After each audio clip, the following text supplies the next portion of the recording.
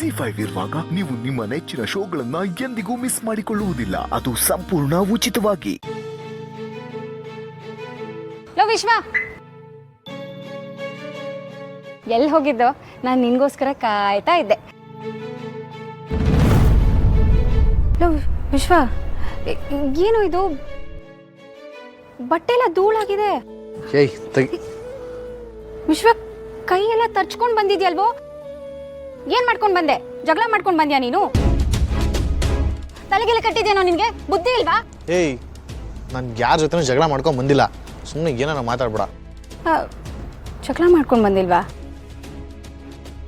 ಮತ್ತೆ ಈ ಧೂಳು ಗಾಯನೆಲ್ಲ ನೋಡ್ತಿದ್ರೆ ನನಗೆ ಯಾಕೋ ನಾಯಿ ಅಟ್ಟಾಡ್ಸ್ಕೊಂಡ್ ಬಂದಿರೋ ಥರ ಇದೆ ನಿನ್ನ. ಹೌದು, ನಾಯಿನೇ ಓಡಿಸ್ಕೊಂಡ್ ಬಂದಿದ್ದು. ಅಲ್ಲ ಕಣೋ ವಿಶ್ವ, ಪೈಲ್ವಾನ್ ಥರ ಬಾಡಿ ಬೆಳೆಸಿದ್ಯಾ. ಒಂದು ನಾಯಿ ಅಟ್ಟಾಡ್ಸ್ಕೊಂಡ್ ಬಂತು ಅಂದರೆ ಅದನ್ನ ಕಲ್ ತೊಗೊಂಡು ಓಡಿಸೋ ಬದಲು ನೀನೇ ಓಡ್ ಬಂದಿದ್ಯಲ್ಲೋ ಹೆದರ್ಕೊಂಡು. ವೇಸ್ಟ್ ಬಾಡಿ ಕಣೋ ನೀನು. ನಾನೇನಾದರೂ ನಿನ್ನ ಜೊತೆ ಇದ್ರೆ ಆ ನಾಯಿಗೆ ಒಂದು ಗತಿ ಕಾಣಿಸಿರುವೆ. ಸುಮ್ಮನೆ ಡವ್ ಮಾಡಬೇಡ. ನೀನೇನಾದರೂ ಬಂದಿದ್ರೆ ಆ ನಾಯಿಗಿಂತ ನಿನಗೆ ಹೆದರ್ಕೋಬೇಕಾಗಿತ್ತು. ಏನಂದೆ? ನನ್ನೆಲ್ಲ ನಾಯಿಗೆ ಹೋಲಿಸ್ತಿದ್ಯಾ? ನಾಯಿಗೆ ಹೋಲಿಸ್ತಿಲ್ಲ, ನಾಯಿಗಿಂತ ನೀನೇ ಡೇಂಜರ್ ಅಂತ ಹೇಳ್ತಿದ್ದೀನಿ. ಆ ನಾಯಿಗೆ ಒಂದು ಬಿಸ್ಕೆಟ್ ಹಾಕಿದ್ರೆ ಹೇಳಿದ ಮಾತು ಕೇಳುತ್ತೆ, ಆದ್ರೆ ನೀನು ಹಂಗಲ್ವಲ್ಲ. ವಿಶ್ವ, ನಿಮ್ದು ಜಾಸ್ತಿ ಆಯ್ತು. ಈಗ ಅತ್ತೆನ ಕರೆದು ನಿನ್ ಮೇಲೆ ಹೇಗೆ ಫಿಟ್ಟಿಂಗ್ ಇಡ್ತೀನಿ ಅಂತ ನೋಡ್ತಾ ಇರು. ಅತ್ತೆ ಅತ್ತೆ,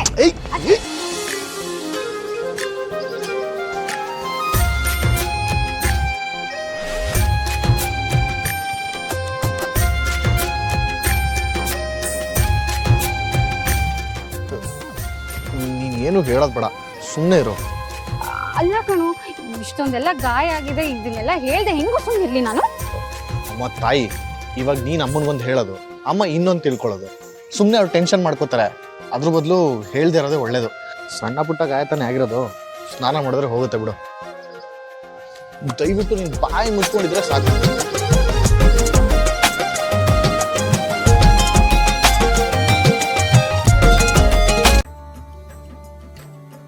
ಈಗ ಬಾಯಿ ಮುಚ್ಕೊಂಡು ಇಡ್ತೀನಿ ಕಣೋ. ಯಾಕೆ ಹೇಳು? ಯಾಕಂದ್ರೆ ನಿನ್ನ ಕೈ ಸ್ಪರ್ಶ ನನ್ನ ಮನಸ್ಸಲ್ಲಿ ರೋಮಾಂಚನ ಮೂಡಿಸಿದೆ ಕಣೋ. ನೀನು ಎಷ್ಟು ಬೇಗ ನನ್ನನ್ನು ಮದುವೆ ಆಗ್ತೀಯೋ ಅಂತ ನನ್ನ ಮನಸ್ಸು ಕಾಯ್ತಾ ಇದೆ ವಿಶ್ವ. ಆದಷ್ಟು ಬೇಗ ನನ್ನನ್ನು ಒಪ್ಕೊಳ್ಳೋ.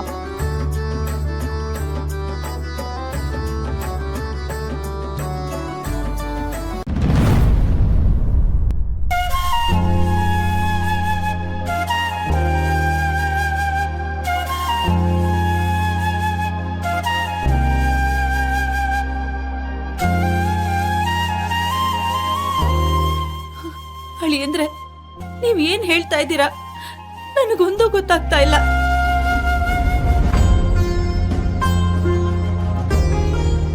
ಜಾರಿ ಬಿದ್ಲು ಅಂದ್ರೆ ಅವಳಿಗೆ ಏಟ್ ಹಾಕಿದ್ಯಾ? ಅವಳ ಹಾಸ್ಪಿಟಲ್ ಅಲ್ಲಿ ಇದ್ದಾಳ? ಹೇಳಿ ಹೇಳಿ ಅಂದ್ರೆ ಹೇಳಿ.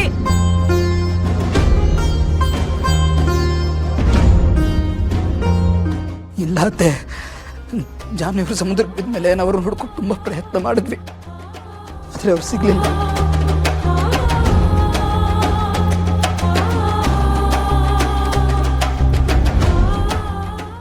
ಜಾನ್ವಿಯವರು ನಮ್ಮ ಜೊತೆಗಿಲ್ಲ, ನಮ್ಮನ್ನೆಲ್ಲ ಬಿಟ್ಟು ಹೋಗಿದ್ದಾರೆ.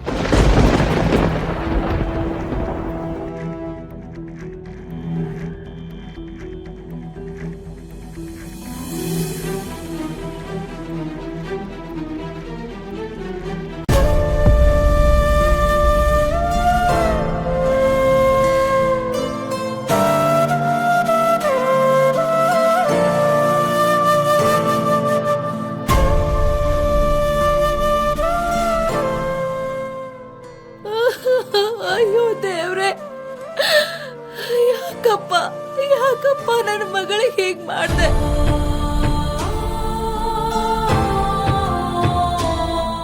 ಅವಳು ಬರ್ತಾಳೆ ಅಂತ ನಾವೆಲ್ಲ ಎಷ್ಟು ಖುಷಿಯಾಗಿದ್ವಿ. ಆ ಖುಷಿನೆಲ್ಲ ಒಂದೇ ಸಲ ಕಿತ್ಕೊಂಡ್ಬಿಟ್ಟಿಯಲ್ಲಪ್ಪ. ಅಯ್ಯೋ, ನಾನೇನ್ ಮಾಡ್ಲಿ?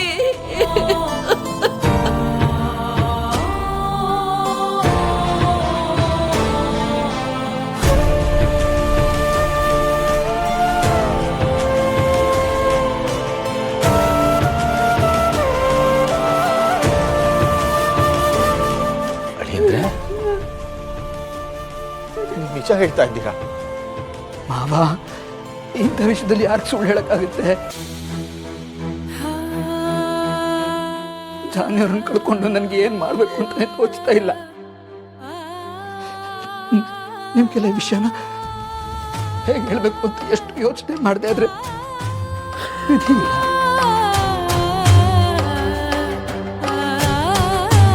ಜಾನಿಯವರು ನಮ್ಮ ಪಾಲಿಗೆ ನಿಲ್ಲ, ನಮ್ಮನ್ನೆಲ್ಲ ಬಿಟ್ಟು ಹೋಗ್ಬಿಟ್ರು.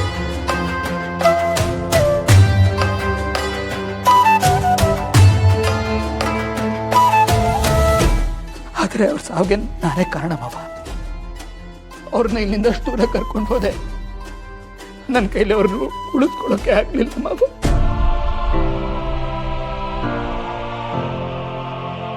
ಕರ್ಕೊಂಡು ಹೋಗಿ ಅವ್ರ ಸಾವಿಗೆ ನಾನೇ ಕಾರಣ ಆಗ್ಬಿಟ್ಟು ಮಾವ. ಕ್ಷಮಿಸ್ಬಿಡಿ ಮಾವ.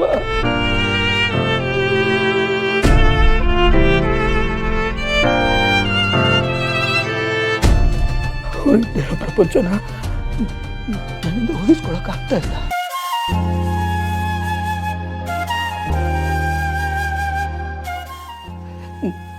ನಿಮ್ಮೆಲ್ಲರ ಮುಂದೆ ಕಣ್ಣೀರು ಹಾಕೋ ಅರ್ಹತೆನೂ ಕಳ್ಕೊಂಡ್ಬಿಟ್ಟಿದ್ದೀನಿ ನಾನು.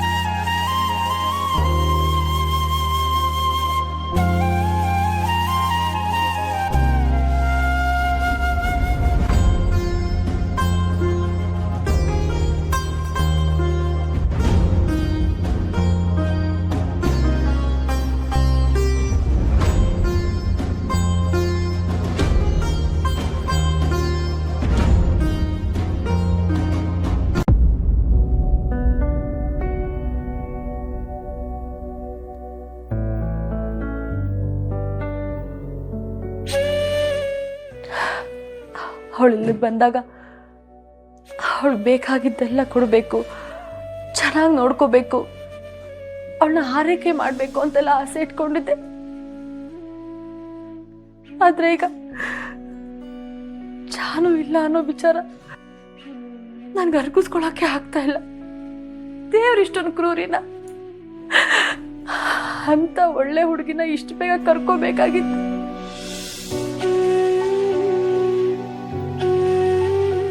ಮೊದಲೇ ವಿಚಾರನ ನಮ್ಮ ಮನೆಯವ್ರಿಗೆ ತಿಳಿಸ್ಬೇಕು.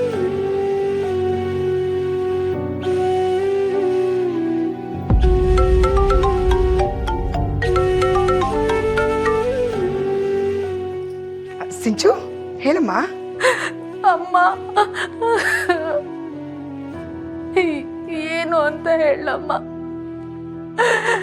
ನನ್ಗೆ ಈ ವಿಚಾರನ ಹೇಳಕ್ಕೆ ಧೈರ್ಯನೇ ಬರ್ತಾ ಇಲ್ಲ. ಜಾನು ನಮ್ಮನ್ನ ಬಿಟ್ಟು ದೂರ ಹೊಟ್ಟೋದ್ಲಮ್ಮ.